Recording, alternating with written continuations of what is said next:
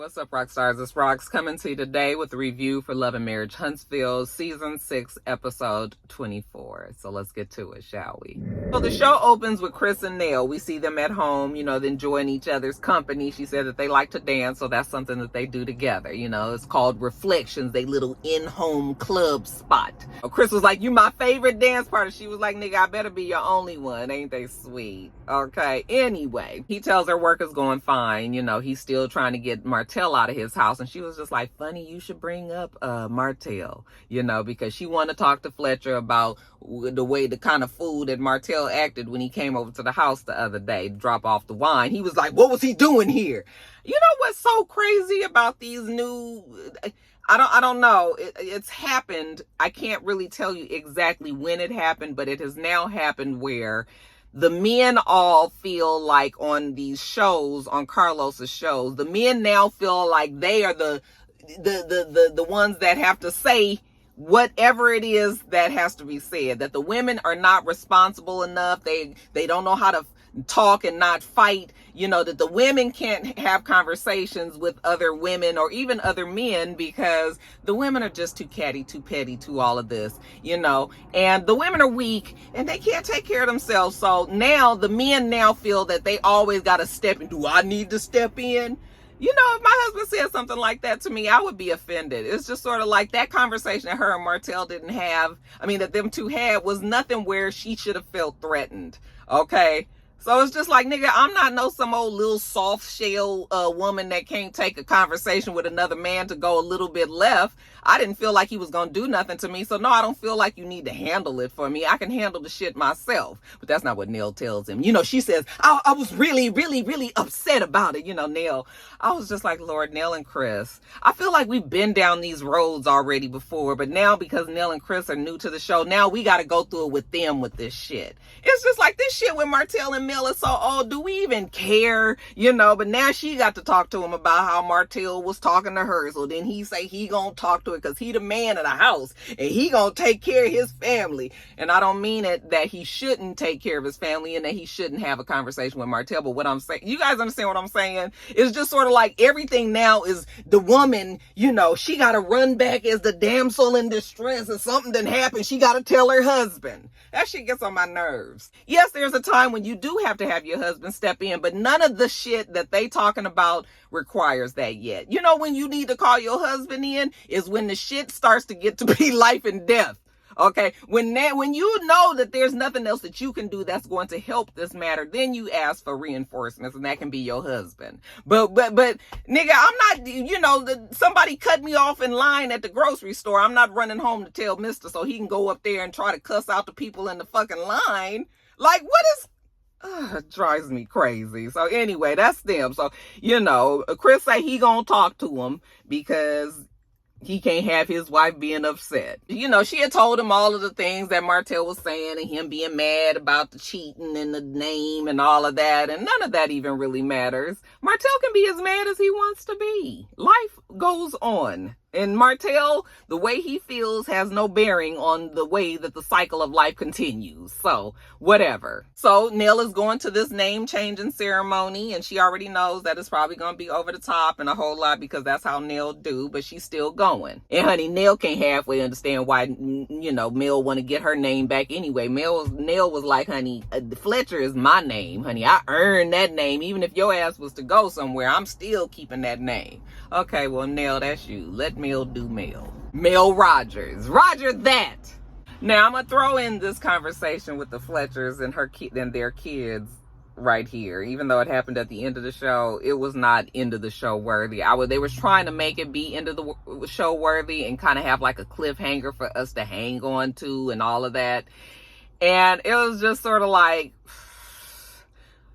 you guys trying to drum up some sort of drama or argument or conversation with these kids is so inauthentic. It was just, okay. And I had already had a conversation with myself and was like, Roxanne, stop trying to just pinpoint and just really needle at these people. Let them make a show, okay? Let them try to entertain you. You ain't got to go and criticize every little bit. But what I'm telling you guys is when it's stupid shit like this, it's just sort of like, okay, in case in point. So Chris and Nell, Chris and Nell tell us that they've been married for however long, 20-something years, you know, and that they each had a kid when they got together. One had a boy, the other one had a girl. Then they had 2 kids together. So they have 4 kids.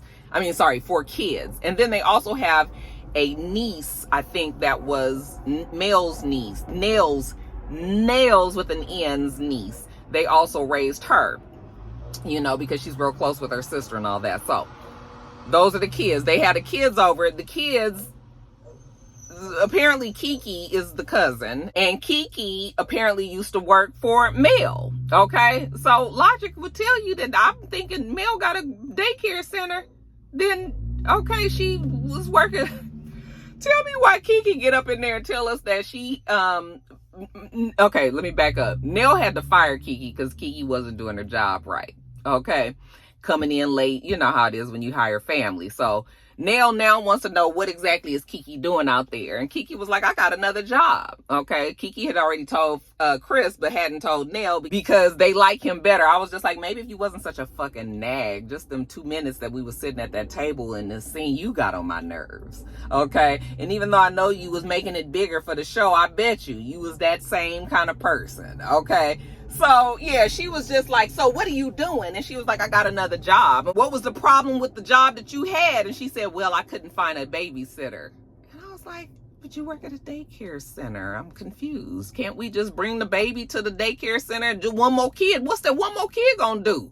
Okay, that's her kid. She can't have her kid at the daycare center. I was so confused. I was like, what does this mean? I'm confused. But anyway, Nell was just like, oh, okay, so now you working somewhere else. You don't want to tell me. You don't want to. Oh, you know what? Let's all sit down because I need to have a conversation with you guys and find out what the hell is going on because I done cooked all this damn food for you guys and y'all don't appreciate it. And I was like, girl, why you doing all this going off? The girl said one thing. You asked her the question, and now you mad at the answer, and now you want to sit here and fuss at them. And what did anybody do? You know, they all just looking at her like, here she go again with this foolishness. But nobody even has the face of conviction on it. It looks so fake.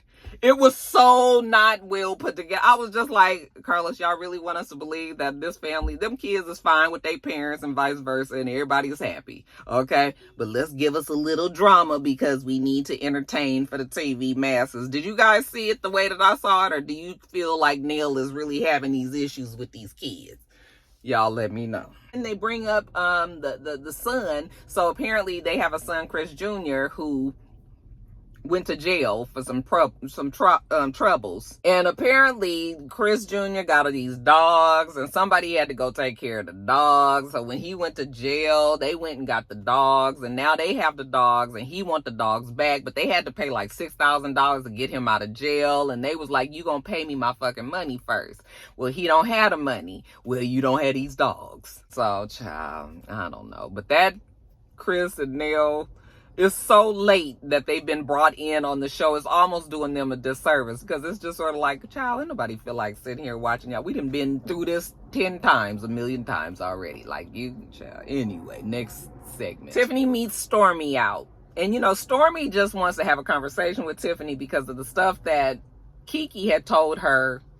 Kiki had told her Kiki had told her at, you know, when the last time that they had got together. So they meeting at the store because Tiffany is buying thank you presents for people that helped her with the shower. Fine. So they're talking and they're like, you know, we haven't talked to each other since what went on at the barbecue. So first Stormy starts telling Tiffany, because Tiffany wasn't there when they had the confrontation between Kiki and Tisha. So, you know, Stormy starts telling her like what happened, what Kiki was doing, throwing the water and all of that, or throwing the drink and all of that. Tiffany's whole thing was like, you know, I just never thought that Kiki was all that relevant. And Stormy was like, see, that's what I'm talking about. We don't like that kind of shit.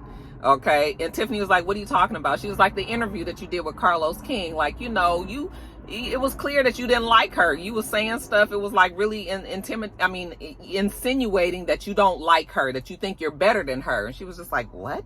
I didn't say that. And Stormy was just like, yeah, you didn't say that verbatim, but that's what you pretty much said. All right. That shit was even hard for me to watch. All right. You a snob. Actually, I am offended by it as well. And Tiffany was just like, you offended by it? Tiffany was like, I don't know what then got into Stormy. Okay. Because I mean, I am still the same Tiffany. I've always been the one. She should know that I'm a messy ass bitch that's always going to go back and talk behind people's backs and say a whole bunch of shit that may or may not be true, because that's what Tiffany does. Why Stormy acting brand new, she can't even figure out right now. So, you know, Tiffany was just like, I'm not a shady person. Her thing is she just says what's true. Okay. And it's starting to get, the temperature in the room is starting to heat up a little bit. I think Tiffany realized that. All right. And she was just like, okay, let's sit down. Let's talk. All right. Let's bring it down a little bit, because honey, Stormy looked like she want to beat Tiffany ass. So they go and they sit down. And Stormy is simply asking, you know what? Let's just stop with all of the petty, shady comments, the snooty, snobby jabs. And well, Tiffany feels like Kiki jabs at her, so she jabs back. Well, let's stop all the jabs. If you guys would just sit down and talk to each other, then the jabs would go away. And then Tiffany was like, well, would you be the one to facilitate a talking to with Kiki? And she was just like, yeah, I can do that. Okay, because Tiffany was like, let me get you off of the being mad at me train and act like I'm trying to help some with Kiki, because honey, Stormy looked like she could really beat Tiffany's ass. I was like, shit, I think Tiffany's scared of Stormy. And then, like, on a very random, some of the stuff is so weirdly placed on this show. I mean, this is something that we probably needed to have seen, but it seems like they would have put this conversation that she has with her COO, or what did she say? He wasn't her CEO. He was a COO or a CFO. Anyway, they should have put this segment in when she was talking to, you know, her husband and her nephew or her cousin, whatever, about the problems that they were having in the business. This would have fit there. And now it's just sort of like, I mean, it still was information I guess we could find out, but we ain't needed to know all this. So anyway, child, she sit down with the man. I don't know what his name was. At first I thought it was Kyle. But then sometimes it was Cal. So I wasn't sure if it was Cal, C-A-L, or Kyle, K-Y-L-E. I wasn't sure if the country was coming in or what. Okay. But long story short, she sits down with him and he just tells her how, yeah, when he came in, it was a wreck. The place was a mess. You know, you trying to run the family business with the family. Nobody coming to work. Folks ain't doing what they need to do. Money coming up missing, shit missing, things wrong, shit ain't going out. You know, he was like, before he came, it was a mess. Now he done got it straight. Now they doing up and up numbers. Okay. Things is looking good. He was like, I have no doubt that you will make $10 million a month with this business. It's just that we got to get you there. Okay. And that sounds like quite a bit of money, you know, but of course I don't know what the scale is of her business and all of that. I mean, $10 million, a lot of money in a month, but you also have to think about all her product that she has to get made and sent out and boxed and marketed and all of that. I mean, I'm sure that takes a good chunk of money out monthly, you know, but this is good. 10 million, you can't tell me that wouldn't be great. Hell, I watch Shark Tank. I know that motherfuckers don't make no 10 million nothing in a month. All right. But he said that they could. Fine. And, you know, they have an emotional conversation about it. Stormy is kind of weepy and crying because she just didn't realize how bad things were when she was in it. But once she's out of it and past it, now she realizes it was bad. And she's so grateful for him to come in and helping and taking over. We're going to take this shit to the top. Blopty blue. Okay. Yeah, it was a cool scene. It was just in a weird place. And then lastly, Mel's party. So, oh, I love Mel. I tell you, that Mel is so over the top and dramatic. But I mean, Mel wouldn't be Mel if she didn't do things her Mel way, right? So, yeah. She's got the backyard decorated beautifully. Okay, everything is black and white, and she had these invitations that were sent out that almost looked damn near like a damn wedding invitation. You know, they talked about it, the other people talked about it, how beautiful it was and all this, and they knew it was about to be over the top, and yes, it will definitely be that. And I thought it was ironic that her initials, did you guys see when they had the calligraphy of the initials of her name, and you know, it said MRS, which was ironic that it would come up to be Mrs., even though she is getting a divorce and this is a divorce type party and she won't be a Mrs. anymore. But yeah, MRS, because that's Melody Rogers Cherie. I keep wanting to call her that child, Sheree. But you know, they put the last name is usually in the middle of that. Anyway, just Thought that was a funny little observation. Anyway, let's get on with the party. The people start getting there, and Mel is getting juzzed and guzzied up. And so, you know, Vanessa comes in there, oh, I'm so happy for you. I'm so proud of you. I know you finally got your name back, you know, and all of this. And she's just like, yes, thank you, mommy. We got the Melody Cherie Rogers that we needed. Close friends, family is here. Everybody is out there. All we need is you. Well, you know what? Then here I come. And we get her walking out. Child, she didn't even record the fucking song. I know you guys wanted me to sing the song, but I didn't learn it. But I could tell you it was something like, take me back. Child, I couldn't remember the song, but it was something like, take me back to my roots or where I came from.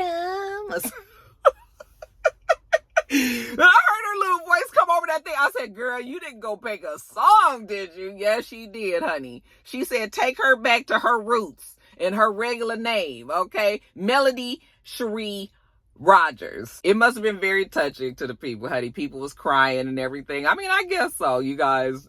You know, for real, no shade.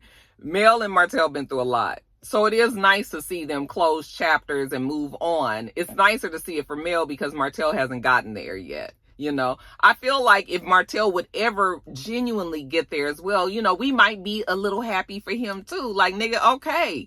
Like, you done finally got past it. You fucked that last shit up. Don't fuck this new one up. But Martell is stupid. And he just can't seem to get it together. But honey, Mel is doing her thing. Honey, she got a whole ceremony. It's like a damn wedding. Just like Nell said. You know, she got the man up there. I said, now who pastor this is?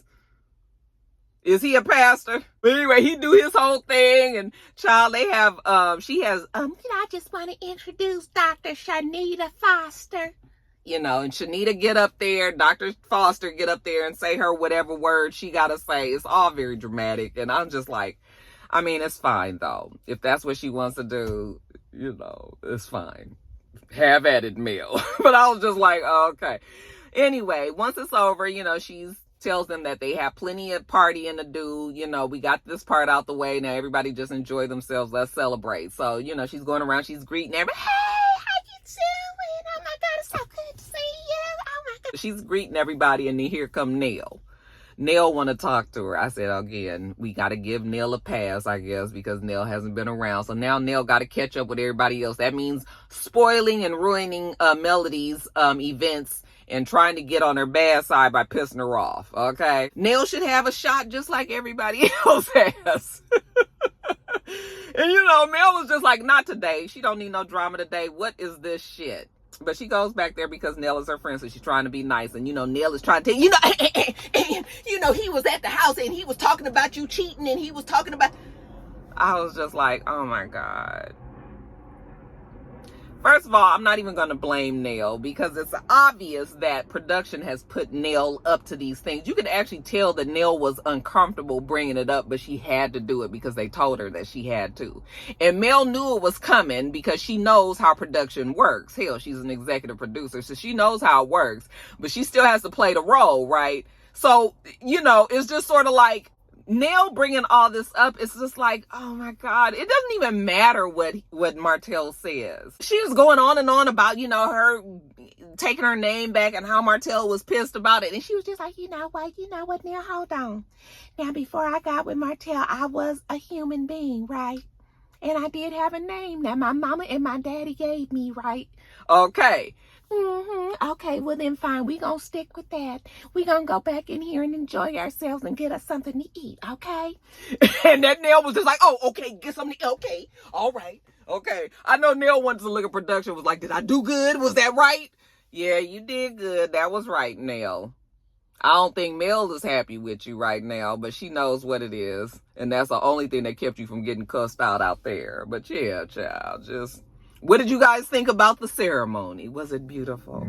All right, you guys, let me get off of here. I've been out here forever getting these videos done, honey. Real Housewives of Potomac. Hopefully Power and this Love and Marriage will get up today, Monday, and then Housewives will be up tomorrow morning. All right, yeah, nigga, it's just work and life. Be life and child. Let me just whatever. Let me get off of here. Make sure that you thumbs up the video, comment, subscribe to this channel if you haven't already. I'm Roxanne. The channel is itsrox. Everything else I do will be in the bottom bar. All right, all right. So I hope that you have a wonderful, wonderful rest of your day, and I plan on doing the same. Till next time, rock stars. Bye.